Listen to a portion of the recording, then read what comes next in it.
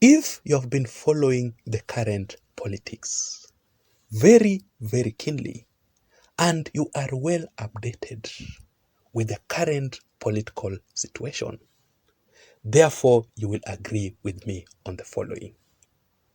That first of all, the opposition side have already come up. They have already crafted a new political strategy. They have already unveiled their new political strategy. And in their strategy is that they are doing everything possible. The opposition is so desperate on how to bring down President William Ruto from power. They are saying that Zakayo atashuka. So their main political objective is to bring down William Ruto from power so that they can take over from William Ruto. We are going to discuss their political strategies in this particular analysis. If you have also observed very keenly, is that William Ruto's new political strategy is that he has retreated. And that simply explains as to why currently as we speak, William Ruto is having an interview at the State House with the media so that he can defend himself. So every time the opposition attacks, William Ruto is there to defend himself.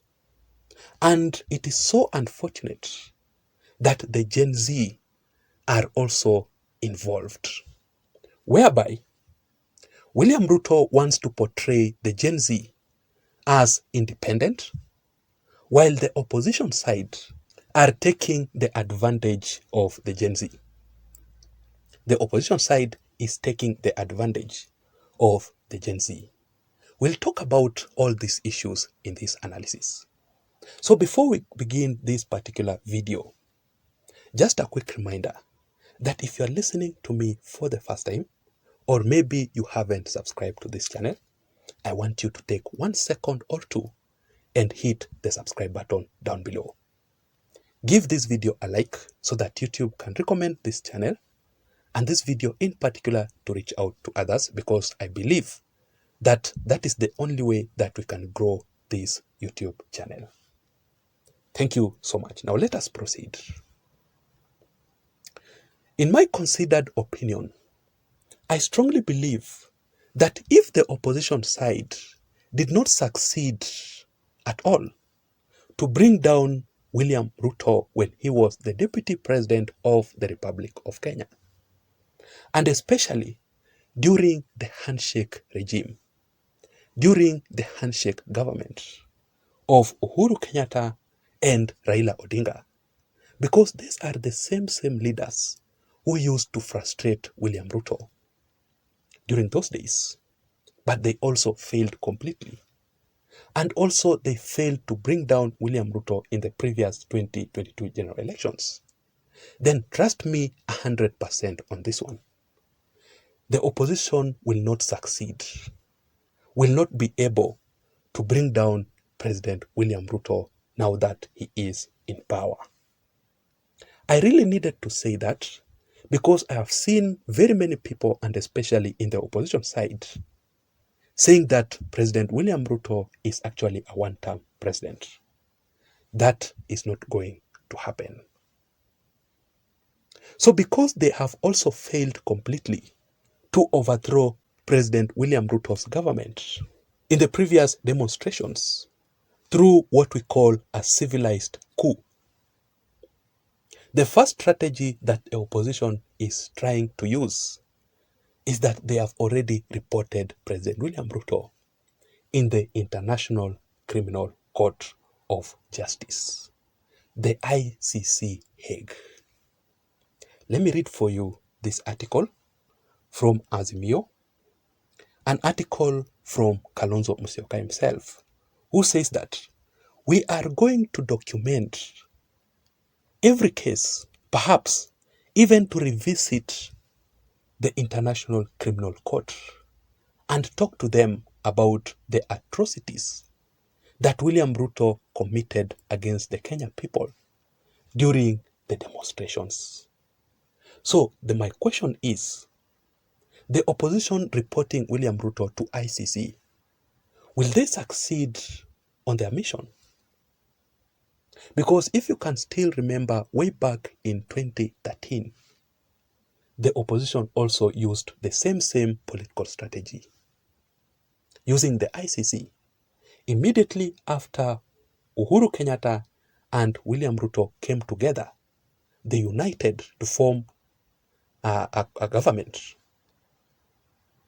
The opposition knew very well that William Ruto and Uhuru Kenyatta coming together, that is a win for them.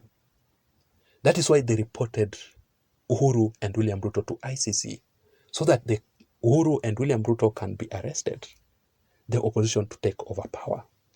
But they failed. Also in this one, the reason as to why they will fail is that, remember that currently the ICC prosecutor by the name Karim Khan is the same person who represented President William Ruto previously in the ICC. Also, I want to refer you to a certain document called the Malabo Protocol. The Malabo Protocol, ladies and gentlemen, protects every African head of state, every African president against the ICC. So because of the two reasons, because of Karim Khan being the chief prosecutor of ICC, and because of the Malabo Protocol, William Ruto is safe 100% from the ICC.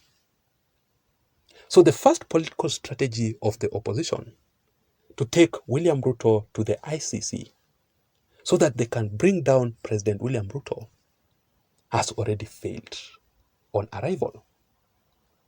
Now, the second strategy that the opposition is using is that they have already hijacked the Gen Z, the Generation Z current political situation. I want you to remember the following, that first of all, the Gen Z made it very clear that they are tribeless. They don't represent any tribe here in Kenya. They are so independent. And that simply explains as to why in the previous demonstrations by the Gen Z, the demonstrations were all over the country, each and every part of the country, including where William Ruto comes from, including William Ruto's strongholds. There were demonstrations. And number two, the Gen Z made it very clear that they don't belong to any political party. The Gen Z are not in UDA. The Gen Z are not in the ODM party. But the opposition are pushing the Gen Z towards the opposition side. They are taking the advantage of the Gen Z. Let me ask you the following. Have you followed who are the people inciting the Gen Z not to have any dialogue with President William Ruto? The same opposition leaders, right? And I want you to go and listen to what Gathoni Wamushomba talked about. She said that the Gen Z must not have any dialogue with the president at all. Also, the opposition side are inciting the Gen Z to march to the State House. But the Gen Z have already refused, because the main issue of the Gen Z was about the Finance Bill 2024 to be scrapped. And once William Ruto rejected the Finance Bill 2024, I do believe that the Gen Z have cooled down their issues. Let me read for you this statement from one of the Gen Z who says that the plan was to reject the Finance Bill 2024, not to overthrow President William Ruto's government. We have achieved our goal. Anyone who plots to march to the State House will be on his own, should be met with maximum force and charged for treason. We don't want to destabilize our country through a coup because the consequences can be dire than the finance bill itself. Also, the opposition side are inciting the Gen Z not to allow President William Ruto or any Kenya Kwanza Alliance leaders to attend the churches. And that simply explains as to why yesterday, if you came across the news, that the First Lady of the Republic of Kenya, Mama Rachel Ruto herself, was forced to cancel an event, a church event, which she was supposed to conduct a fundraiser there, but she was forced to cancel because of security issues. Because the Gen Z have been incited not to allow William Ruto or any other Kenya Kwanza Alliance leaders to attend the churches. And that simply explains as to why even today President William Ruto was in Narok to attend a church service, but the news came way long after. It was so secret, no one knew about it. Right? Also, the opposition are inciting the Gen Z to conduct demonstrations each and every Tuesday and Thursdays. I mean, what for? Why all these demonstrations, yet William Ruto has accepted, has conceded? Let me read for you this article from Rigathi Gachagua, who says, I am thankful, at least when I made an address and asked our people to stop the protests and the violence after the president rejected the finance bill, they listened to me. And the president, and especially in our Mount Kenya region, there were no issues. Remember the recent demonstrations, the last demonstration, I mean, the demonstrations were not conducted everywhere in the country. There were no demonstrations in the Rift Valley, in Eldoret. There were no demonstrations in the Mount Kenya region. There were only demonstrations in Kisumu, Mombasa, and here in Nairobi. Those are Raila Odinga's strongholds, the opposition strongholds, right? And also the opposition side have incited the Gen Z to demand William Ruto's resignation. They are telling William Ruto that he must resign after rejecting the Finance Bill 2024.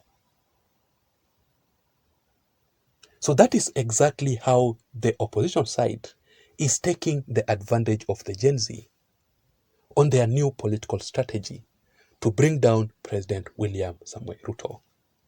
But the good news is that already William Ruto has crafted his own political strategy to defend himself, and it seems that it is working out.